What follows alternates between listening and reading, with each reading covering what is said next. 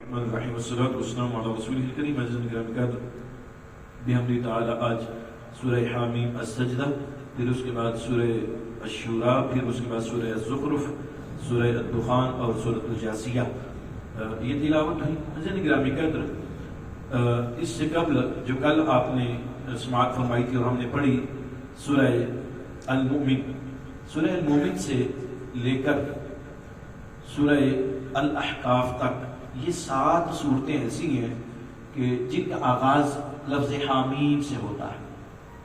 7 صورتیں، یہ قرآن مجید برہان رشید کی بھی ترتیب ایسی ہیں کہ جن کا آغاز جو ہے وہ حامیم سے ہوتا ہے، اور بنیادی مقدمہ 3 حوالوں سے ان صورتوں میں ہے کہ مکی صورتیں ہیں اور کفار کو اللہ رب العالمین اپنے حبیب کی رسالت، اپنی توحید اور مرنے کے بعد دوبارہ اٹھانے کے حوالہ سے زندہ کرنے کے دلائل جو ہیں مختلف انداز کو سے ان صورتوں میں ان کو ریپیٹ کیا گیا۔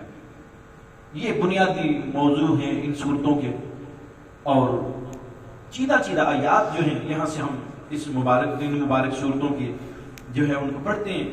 اور یہ بھی ساتھ عرض کر دوں کہ یہ سورہ حامیم السجدہ جو ہے اس کو سورہ فصلت بھی کہا جاتا ہے، سورہ فصلت بھی کہا جاتا ہے، کیونکہ اس کی آیت نمبر 3 کے اندر یہ لفظ استعمال ہوا ہے۔ سورہ حامیم السجدہ بھی کہا جاتا ہے اور سورہ فصلت بھی کہا جاتا ہے۔ حامیم السجدہ اس لیے بھی اس کو کہا جاتا ہے کہ یہ جتنی 7 صورتیں ہیں ان میں سے واحد صورت ہے کہ جس کے اندر سجدہ تلاوت آتا ہے۔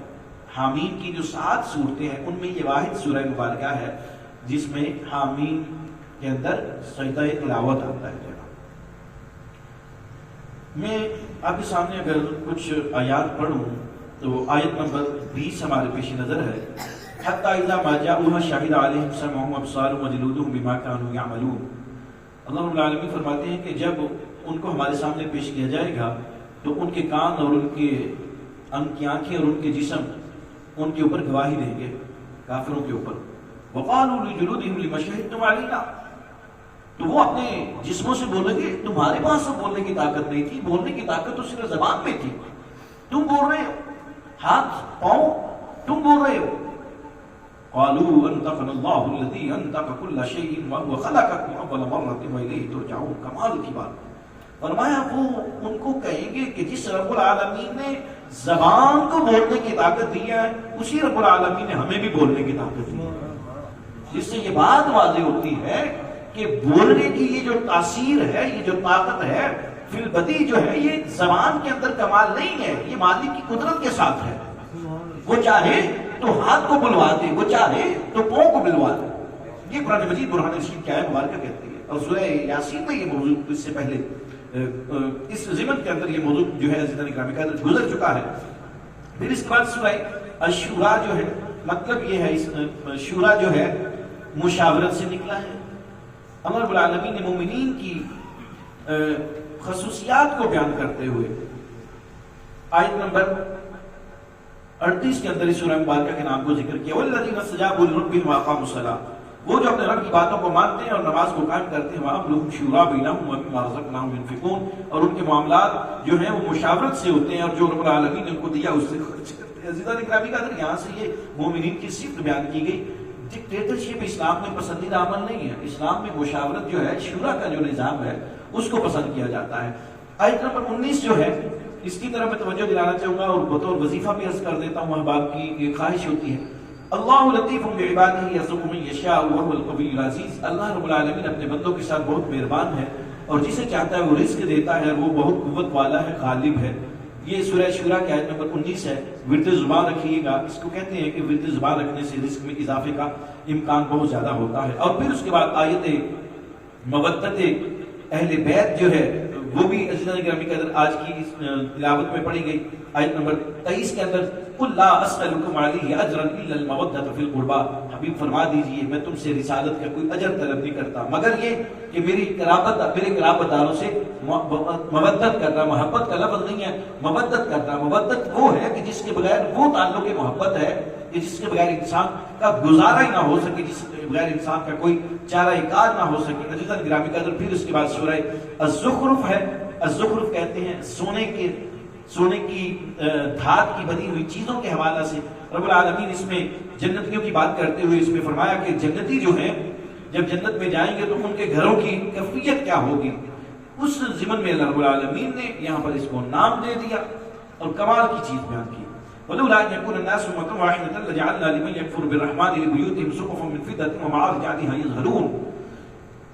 اور کیا ایسا کیوں نہ ہوا کہ لوگ ایک ہی طرح کے ہوتے؟ لوگ کہتے وہ کفار کہتے کہ یار یہ کیا ہوا، ایسا کیوں نہیں ہے کہ سب کے گھر ایک جیسے ہوں، سیڑھیاں چاندی کی ہوں، دروازے سونے کے ہوں، دبیز اور ریشم کے جو ہیں ان میں پردے لٹکے ہوئے ہوں. تو اللہ رب العالمین فرماتے ہیں معاملات ایسے نہیں، ہم نے یہ چیزیں جو ہیں وہ تقسیم کی ہوئی ہیں. بل بیوتہم ابواب مسرورا علیہا یتقون وزخرفا وان کل ذلک لما متاع الحیات الدنیا. ہاں یہ چیزیں جب جنتی جنت میں جائیں گے تو اس طرح کی جو وہ چیز مانگیں گے وہ ان کو عطا کی جائے گی. دنیا میں یہ چیز اللہ رب العالمین فرماتے ہیں کہ یہ ممکن نہیں ہے. کیوں؟ اس سے پہلے اللہ رب العالمین نے اس بات کو واضح طور پر بیان کر دیا. نحن قسمنا بينهم معيشتهم في الحياة الدنيا ورفعنا بعضهم فوق بعض درجات ليتخذ بعضهم بعضا سخريا. ہم نے ان کے درمیان دنیا کی زندگی میں معیشت کو تقسیم کر دیا ہے اور بعض کو بعض پر فوقیت دی ہے. سارے لوگ برابر نہیں ہو سکتے. عزیزان گرامی قدر، یہ سوشلزم آ جائے، کمیونزم آ جائے، کوئی بھی فلسفہ آ جائے، لوگ سارے برابر اس طرح سے ہو نہیں سکتے. اختیارات کی تقسیم، معاملات اور وسائل کی تقسیم جو ہے وہ برابر کسی بھی صورت میں نہیں ہو سکتی. عزیزان گرامی قدر، آخری آیات پڑھتا ہوں سورہ زخرف کی بھی ہی اور بات مکمل کرتے ہیں. آیت نمبر 67 میں اللہ رب العالمین بیان فرماتے ہیں الاخلاء یومئذ بعضهم لبعض عدو الا المتقین یا عباد لا خوف علیکم اليوم ولا انتم تحزنون الذین آمنوا بآیاتنا وكانوا مسلمین. اس دن بعض دنیا کے دوست ایک دوسرے کے دشمن ہو جائیں گے مگر متقین وہ نہیں ایک دوسرے کے دشمن ہوں گے. میدان حشر میں دنیا کا بڑا گہرا تعلق ہوگا لیکن میدان حشر میں ایک دوسرے سے آنکھیں چراتے پھر رہے ہوں گے، ایک دوسرے سے نظریں بچاتے پھر رہے ہوں گے اور کوئی کسی کا دامن جو ہے وہ تھامے گا نہیں. اس وقت کوئی کسی ہر ایک دوسرے سے دامن چھڑانے کی فکر کر رہا ہوگا. لیکن متقین جو ہے اللہ رب العالمین بیان فرما رہے ہیں کہ صرف یہ جو ہے ان کا تعلق جو ہے وہ باقی رہے گا، ان کی نسبت جو ہے وہ باقی رہے گی. دعا یہ فرمایا کیجیے کہ اللہ رب العالمین ہمیں متقین کی سنگت اس دنیا میں بھی اور آخرت میں بھی عطا فرمائے. آمین.